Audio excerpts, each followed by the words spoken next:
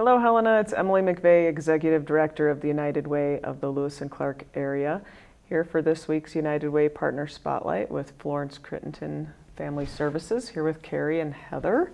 Welcome. Thank you. Tell us a little bit about Florence Crittenton. Yeah, so we're a very old organization in this town. We're an almost 125-year-old organization based here in Helena, but we serve families statewide. And really, our whole mission, and always, has been for the history of the organization, has been to just really have a nurturing and safe place and services for families to heal and to grow and to thrive. And that can range from our residential services, which we're probably most known for those very vulnerable families across the state.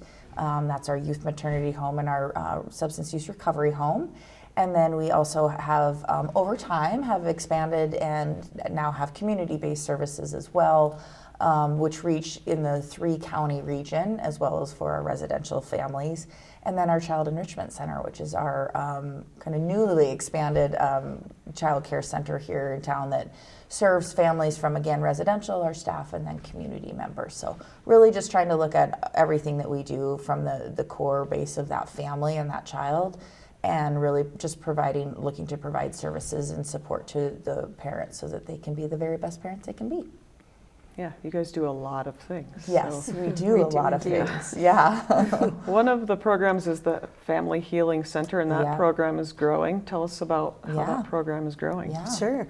That's something, as we've kind of evolved through the century, really, recognizing the needs are changing in our community. And so being able to swim a little bit further upstream, if you will, and get to families before they're actually in crisis is something that we're putting a lot of effort into. So we have parenting classes that are free and open to the public. We have home visiting services. We serve about 55 to 60 families a year. We have a dads group, to kind of foster that. That's called Council of Dads, which is great. That's pretty brand new. That's only 4 or 5 months old. So really reaching out to families and giving some, parenting instruction and things that's all free and open to the public. Parenting classes like Circle of Security, Love and Logic, things like that. To really give parents the tools to do their best, as Carrie was saying, before they're actually in crisis. Yeah, and those are good classes for any parents to take. Any parents. Yes. Any age, any parents. Any age, any parent, absolutely. Even grandparents, aunts and uncles. Yes. It's just really good information for people that are involved in kids' lives. Right. Yeah, absolutely. Yeah. Yeah. I think, like Heather said, it's so important to meet these families where they are and not wait for a crisis to happen. We don't want kids to go through that. It's very disruptive to families. So I think that recognition that parenting is really hard. It's very difficult. In a leveling experience for so many of us. We've seen such a neat growth in those parenting classes, even workplaces in the community actually offering them as a lunch and learn in their own employer's office, which I think has been such a great recognition of, if you want to be family-friendly workplace, what does that really mean? Right. What does it look like on the ground? Yep, exactly. Yeah. So. And reaching out to other communities that are a little more isolated than Helena is something that we're continuing to grow, because the further you get out from any kind of large city, there's just not anything available at all. Excuse me. So there's kind of this provider island, if you will. So expanding our reach is something we're looking to do, but we have to pace ourselves for sure. There's only so many hours in the day. That's right. Another program is universally offered home visiting. Yeah. Tell us about that. Yeah, so that is our newest program in our community-based services.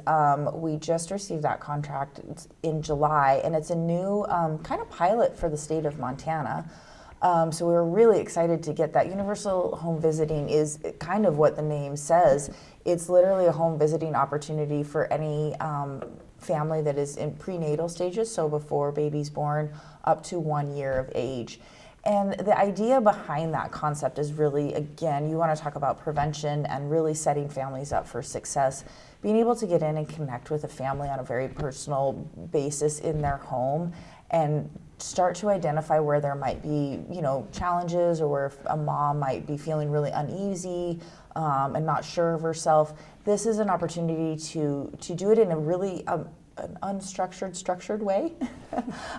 So it really is to be able to go in and formulate that relationship and help them identify what those challenges might be. in order to then connect them to additional services and just help them feel comfortable in accessing services. So we're excited about it for a couple of reasons. One, it allows us some different opportunities in our residential program to be able to get parenting support into those families really, really fast. And really be able to get on the ground and see what they're really going to need, and then get them connected to our other home visiting services like Parents as Teachers and Safe Care. The other thing that it's really giving us a great opportunity, as Heather alluded to, is to expand a little bit further into our 3-county area and really into the rural portions of Lewis and Clark County. Lincoln is one of our highlight areas, and actually we have a universal home visitor whose sole focus is going to be in the Lincoln area. They're very isolated for services up there, and being as close mile-wise as they are to Helena, it's very deceiving. It's a very isolated area in our county and our state. So we really identified a need up there when their PTO started bringing us up for parenting classes in the schools. And there was really, at that point, we really, identified that there's need for more services up there. So we're really, really excited to expand there and to Townsend and Boulder and Jefferson City. So super excited about the opportunity. It's a pilot for 1.5 years. So we're really anxious to get on the ground and get some, kind of see what makes the most sense. And I think it really, like I said, builds on the other pieces that we have in our community-based programs to be able to get those families referred into more services if they need them. Great. Well, as you guys are expanding services, you also are expanding your campus. Yes. That's a Yes. big project that's been going on. Just a little bit. Tiny little project. Just a small that's been going project on. coming right out of the pandemic. It's fine. Just a little side note. Just a little thing that you've been working on for a while. Yeah. And you're in the final phases of the renovation of the Cooney home. We are. So that probably feels really good. It So getting It the does feel good. Yes. the final floor and the final hammers probably, and Yes. all that administrative wing and all that done. So where are you at on Project Sunshine, which is the name of that? Yeah, we project? are getting so close. As somebody said to me the other day, we're at the 0.2 miles of a 26.2 mile marathon, which is definitely what it feels like. We celebrated the 3rd year anniversary on December 10th of actually signing the final documents to Wow. close on it. So sometimes that feels like a very short period of time, and sometimes that feels like it's Kind of been. depends on the day. Yeah, it depends on the day. Right? Yeah. But we're so excited to have 3 phases of that completely open. So our Child Enrichment Center opened last January 2nd. We opened the residential programs upstairs on June 20th of this past year. And then our transitional living program has been operating since the day we closed in there. So it feels amazing to have those pieces, those up and running. So we are really focused now on getting that final ground floor where our clinical services, our community-based services that we were just talking about, and then of course our administrative. So really this will be our public floor of the building, if you will.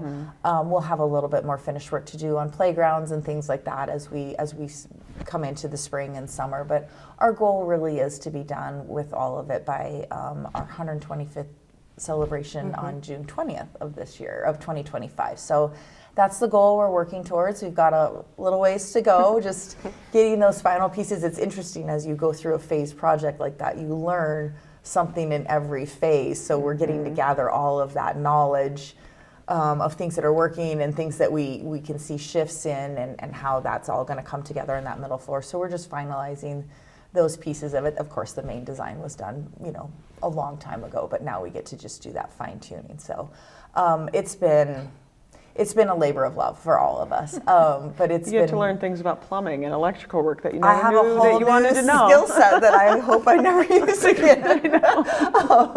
But no, it's what a gift the project has been to the organization. And we say all the time, we didn't know we needed a campus until a campus presented itself, and then we realized we've been building towards this for decades.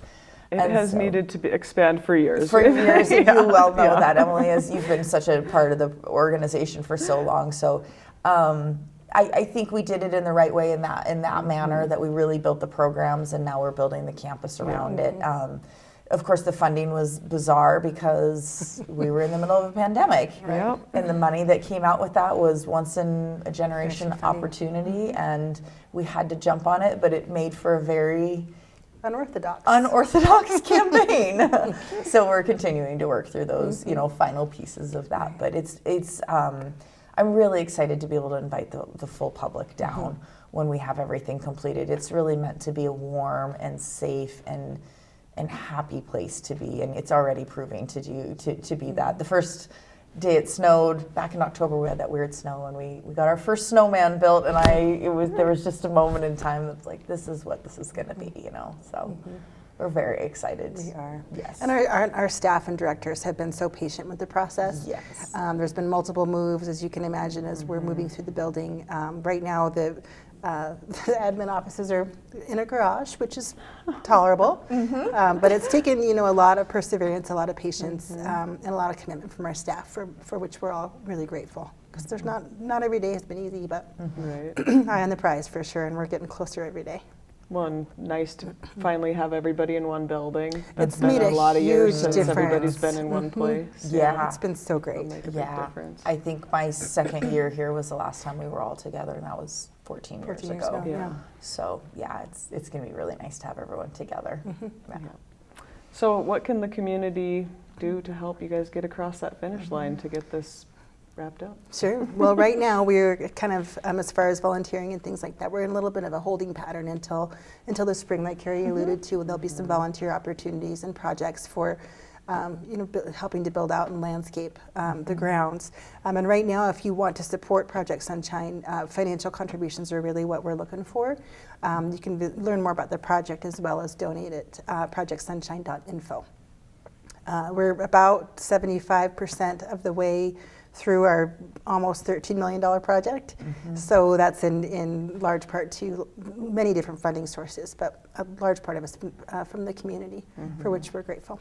Yeah, awesome. We have a really neat brick project called 1,000 Thank You. So you can buy a brick for $1,000, and it's a really cool way to memorialize or honor somebody and have it be on the campus for forever. So you can also find that information on projectsunshine.info. But yeah, it's kind of a cool way to be able to include everybody in the community in the project. Right, that's awesome. Yeah. So the holidays are coming up, and Yes. that's, as I remember, a very chaotic time. Yes. But fun. Like Yes. always a great, wonderful, fun time. Yes. How many moms and babies are being celebrating holidays at the home this year? Yeah, we right now in our residential youth maternity home and recovery home combined, we have 11 families being served. 2 of those just came in last week, so we always get those last emergencies right before the holidays. I wouldn't be totally surprised if we didn't have another one easily by the end of the year. And we very much prepare for that. Yeah. So, that equates to 11 families, so 11 moms, and what did I say, 15 kiddos? Oh, 13 kiddos. kids. With 2 on the way. So that's very exciting. And then our transitional living program, we have 4 families living in there. We have our first full mom, dad, and kiddo family living in our transitional living program, nice. we're really excited to add partners to that.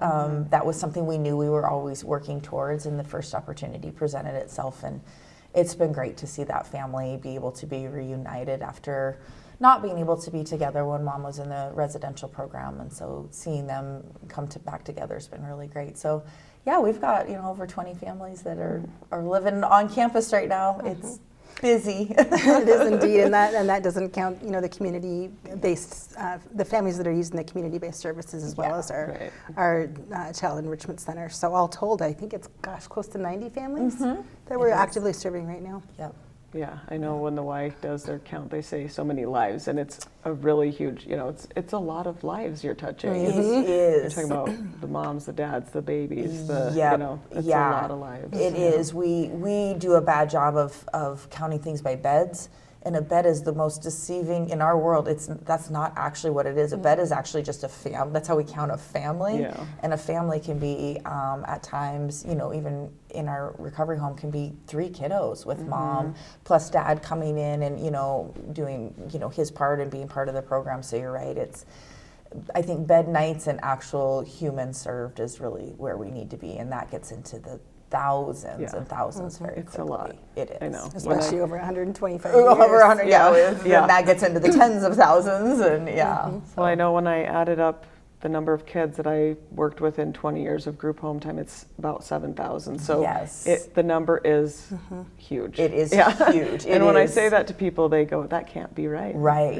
It's a lot. It is a a lot. So, Well, and something that is really important to me in this work is recognizing the long-term outcomes of the work that we're doing today, and how many lives are touched as a result of the care and compassion they received when they were with us. Yeah. And that's important for people to know, is that it's not just that No, mom, it's it's not just that generational. kid, it's all the family members outside of the home. Yep. And there's a lot of good stories, but we don't have time for all Yeah. I should tell you One what, where we we could do just that. tell Like, stories. I know, we That's could all just do we're that gonna one do for- next yeah. time is tell stories. How can, do you guys need support for the Christmas season for families? And we've had incredible support from the community around Christmas already. We're getting pretty close to Christmas, as everybody well knows. And so right now, Christmas is pretty well taken care of, but that's only thanks to folks that hosted giving trees and purchased gift cards for our clients and things like that. So, but we are always welcoming, again, financial contributions. And so you can learn more at FlorenceCrittenton.org. But we are so grateful to the Helena community and the generosity that we see both through the Toys for Tots program and how that's empowering our residential mamas to be self-sufficient when they, are ready for truly independent living. This just takes a village, and that sounds cliche, but it's absolutely true. So we're very, very grateful to the generosity of the Helena community. And that need really doesn't go away. Year round, we talk about that a lot. And the holidays are such a special time, and we want to make them special, but the need doesn't go away. We're seeing more need to be able to have flexible funding, to be able to cover a mom being in the program for a period of time before, the other funding sources can catch up. But not wanting to wait to get a mom in before those things happen, that can be such a critical time. Absolutely. And so we're, those types of funds are useful all year long. All the time. And something else to consider that we're working on growing it's called our Believers Circle program, and that's our group of folks that contribute monthly.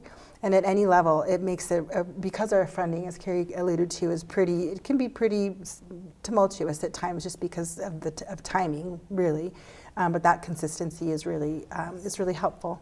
And you can learn more about that on our website as well, FlorenceCrittenton.org. But that's a program, whether it's $10 a month or $500 a month, it all makes a huge difference. Great. Any last words before we sign off? I think Covered a lot. Yeah. I think a huge thank you to the community and what the United Way does for this community as well. But we wouldn't exist without the Helena community for 120 years, and that still rings true today. And we're really grateful for how much this community will step up for each other and take care of each other. So we're really grateful. Helena's pretty great. Yes, it is. It's an incredibly generous community for sure. Well, thanks for joining us. Thank you so Thanks, much for Emily. having us. Thank you, Helena. We'll see you again next week.